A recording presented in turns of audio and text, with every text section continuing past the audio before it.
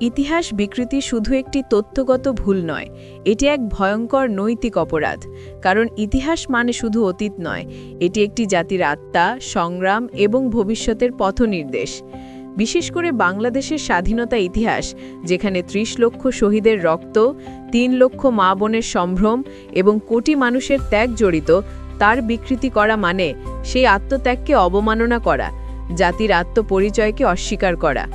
১৯৭১ সালের মুক্তিযুদ্ধ ছিল নিপীড়নের বিরুদ্ধে মানবতার জয়। বঙ্গবন্ধুর নেতৃত্বে এই সংগ্রাম শুধু একটি ভূখণ্ডের স্বাধীনতা নয়, এটি ছিল আত্মমর্যাদা, অধিকার এবং মানবিক মূল্যবোধের পুনর্জন্ম।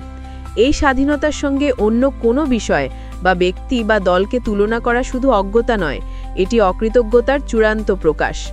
স্বাধীনতা সবার, এটি কোনো দলের, ব্যক্তির বা সরকারের একক সম্পত্তি নয়। কিন্তু স্বাধীনতার চেতনার অপব্যবহার, ভোটাধিকার হরণ, মানবাধিকার লঙ্ঘন এবং দুর্নীতির মাধ্যমে যদি কেউ জনগণের উপর অন্যায় করে, তবে তার বিচার হওয়া অবশ্যই প্রয়োজন। ন্যায় বিচার ছাড়া স্বাধীনতা অসম্পূর্ণ। ইতিহাস কাউকে ক্ষমা করে না। যারা ইতিহাসকে বিকৃত করে, যারা শহীদের রক্তকে অবমূল্যায়ন করে, তারা শুধু জাতির কাছে নয়, মানবতার কাছেও অপরাধী।